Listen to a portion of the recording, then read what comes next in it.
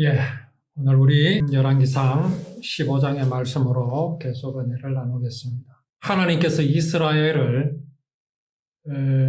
허락하셨습니다. 이는 창세기 15장에서 아브라함에게 약속하신 것을 이루신 것입니다. 자, 그러면 그 약속은 어디에 근거한 것입니까? 그게 바로 우리가 하나님께서 이미 영원 전부터 예정하신 것임을 알아야 합니다.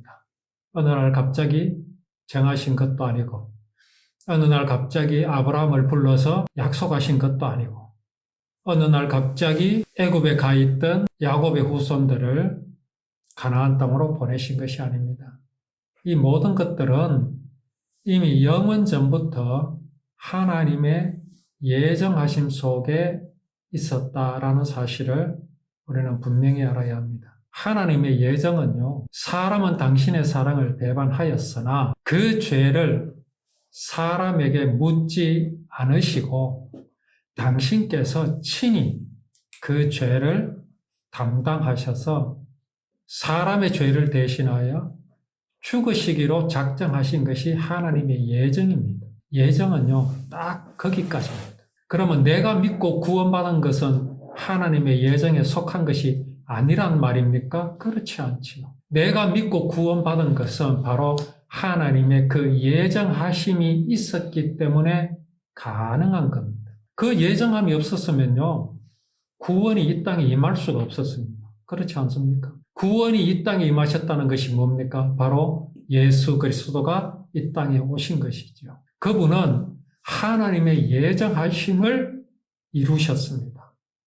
하나님의 예정하심에 순종하셨습니다. 그것을 우리가 사도들을 통하여서, 전도자들을 통하여서, 말씀을 통하여서 우리는 듣게 된 것입니다. 듣고 어떻게 했습니까? 들었으니 믿게 되었지요. 믿어지게 되었지요. 그래서 나의 구원은 하나님의 예정하심으로 말미암아 이루어진 것이다 라는 것입니다. 자, 그러면 내가 믿는 것이 내가 믿은 것인데 어떻게 그것이 하나님의 은혜일 수 있겠습니까? 오늘 여기 열왕기상에 나타나는 이 왕들의 삶이 우리 인생의 모습입니다. 어떤 왕은 하나님을 잘 섬기고 어떤 왕은 하나님을 섬기지 않습니다. 하나님은 왜 그들을 가만두셨을까요? 그 이유는요, 한 가지입니다. 사랑은 절대로 강제하는 것이 아닙니다. 사람들로 하여금 믿게 하시기 위해서 여러 가지 신호를 보내십니다. 그 신호를 받지 않는 사람은요, 세상에 단 한 사람도 없습니다. 가장 대표적인 신호가 무엇일까요? 그게 공기입니다. 또 뭐가 있습니까? 햇빛이 있지요. 또 뭐가 있습니까? 물이 있습니다. 그런데 사람들은 어떻게 하고 있습니까? 그것을 인정하지 않고 있습니다. 절대적으로 부정을 하죠. 하나님은 인생에게 많은 신호를 보내십니다. 그래도 깨닫지 못합니다. 그게 열왕기서에 기록된 왕들의 모습. 또한 누구의 모습입니까? 우리의 모습. 그래서 어떤 사람은 그 신호를 받고 하나님을 마음에 영접합니다. 거기에 하나님이 관여하십니까? 손톱만큼도 안 하십니다. 이 말이 이상한 것 같습니까? 아닙니다. 그게 사랑이기 때문에 그렇죠. 사랑은요, 절대 강제하지 않습니다. 우리가 열왕기서를 보면 왜 하나님께서 당신의 구원을 이루시기 위해서 아브라함의 자손을 부르셨고 그 자손으로 하여금 나라를 이루게 하시고 나라의 이름을 이스라엘이라고 주셨습니다. 그런데 왜 그 나라의 왕을 세우시고 그들을 왜 하나님께서는 강제하시지 않습니까? 아담 하와를 하나님께서 강제하셨습니까? 강제하시지 않으셨습니다. 강제하셨다면 선악을 알게 하는 나무 그 열매 먹지 않았지요. 아니, 강제하시지 않을 것이라면 선악을 알게 하는 나무 자체가 있을 필요도 없고 이유도 없습니다. 왜? 어차피 안 먹을 거니까. 하나님은 강제하실 거니까. 사랑은 강제하는 것이 아닙니다. 그래서 이제 우리가 하나님의 그 보내시는 신호, 그거를 겸손히 마음에 받아들이고 그랬을 때에 발견하는 것이 무엇입니까? 들었던 복음, 기록된 복음의 말씀이 눈에 들어오기 시작합니다. 마음이 낮아졌으니까. 마음이 낮아지지 않으면요, 하나님의 복음은요, 눈에 들어오지 않습니다. 귀에 들리지 않습니다. 절대로 그렇습니다. 희한하죠? 높은 곳으로 찾아가면 발견되어야 할 것인데, 저 화려한 성으로 들어가면 발견되어야 할 것인데, 그리로 가면 없습니다. 낮아져야 돼요. 그 낮아짐이 무엇입니까? 나는 죄인이다 라는 것을 알아야 되는 거죠.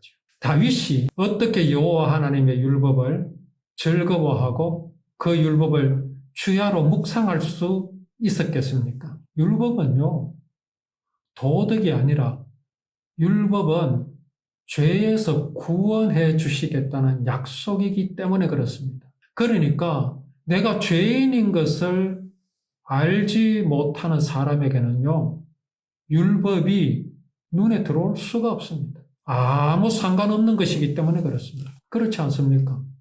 율법의 목적은 사람이 하나님의 사랑을 배반하였으나 하나님은 그러한 사람을 용서하여 주시겠다. 어떤 모양과 모습으로 이루실 것을 약속하신 것이기 때문에 죄와 상관이 없는 사람은요, 율법과도 상관이 없습니다. 오늘 여기 열왕기서에 나타난 이 왕들의 이 행태들이 왜 이렇게 되었는가? 왜 저들은 하나님을 믿지 않았는가? 또 어떤 이들은 하나님을 믿었는가? 그 이유를 우리는 분명하고 정확하게 알아야 합니다.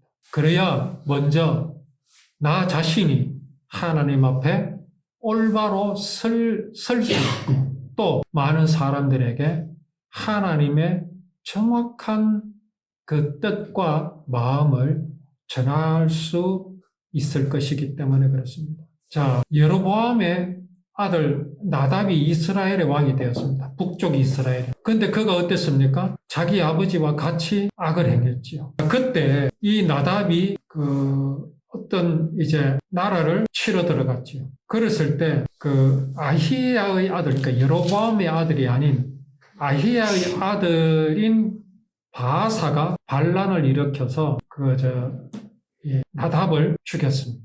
이거는 이미 그렇게 될 것이라고 하나님께서 경고를 주셨던 겁니다. 여로보암의 집으로 완전히 망하게 하실 것이다. 자, 아까 무슨 말씀을 우리가 처음에 나누었습니까?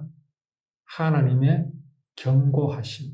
그렇게 경고하였지만 여로보암도 듣지 않았고 나답도 듣지 않았습니다. 이러한 경고하심이요, 지금도 계속되고 있습니다. 이게 하나님 사랑입니다. 자, 너희 가문이 완전히 멸망당할 것이다 라고 경고를 들었으면 어떤 마음이 들겠습니까? 무섭지요. 두렵지 않겠습니까? 그럼에도 불구하고 하나님의 사람, 선지자의 말을 이렇게 무시하였다는 것은 이 나답의 마음이 어떠했다라는 겁니까? 하나님을 무시할 정도로 그의 마음이 높았다는 거죠. 그게 오늘날 믿지 않는 사람의 마음입니다. 하나님을 무서워하지 않습니다. 하나님이 왜 경고하십니까? 내가 너를 사랑하고 용서하여 놓았으니 내게로 돌아오라 하시는 사인입니다. 이러한 하나님을 두려워하지 않고 하나님의 경고하심도 두려워하지 않는 그런 마음들이 구원받은 내게도 있다라는 것을 우리는 알고 늘 경계를 게을리하지 않아야 합니다. 이런 나 자신을 늘 하나님께 내어놓고 우리는 하나님 앞에 늘 고백하는, 자백하는 마음을 게을리하지 말아야 할 것입니다. 하나님이 바라시는 소위 회개 또 자백은요, 내 자신을 잘 알아라라는 겁니다. 무엇을 통해서? 말씀을 통해서. 하나님의 말씀은 인생이 어떤 존재라고 말씀하십니까? 하나님의 말씀은 여기 여로보암의 아들 나답에게 어떤 존재라고 말씀해 주십니까? 인생은 하나님의 사랑이 없이는 살 수 없는 존재라는 것을 말씀하여 주십니다. 우리는 이 말씀을 늘 마음에 두고 내 본성이 어떤 모습인 것을 잊어버리지 말고 하나님 앞에서나 사람 앞에서 늘 낮은 마음으로 남을 나보다 낮게 여기고, 그건 신념이 아닙니다. 정말 그렇습니다. 내가 남보다 나을 것이 뭐 있습니까? 내가 여론보암보다, 나답보다 뭐가 낫습니까? 하나님의 사랑이 없으면요, 나답의 멸망과 같이 나도 멸망당할 수밖에 없다는 사실을 늘 기억하면서 정말 하나님 앞에서 하나님이 이런 나를 구원하여 주신 그 사랑을 늘 기억하면서 하나님을 기뻐하고 즐거워하는 우리의 믿음의 삶이 되기를 원합니다.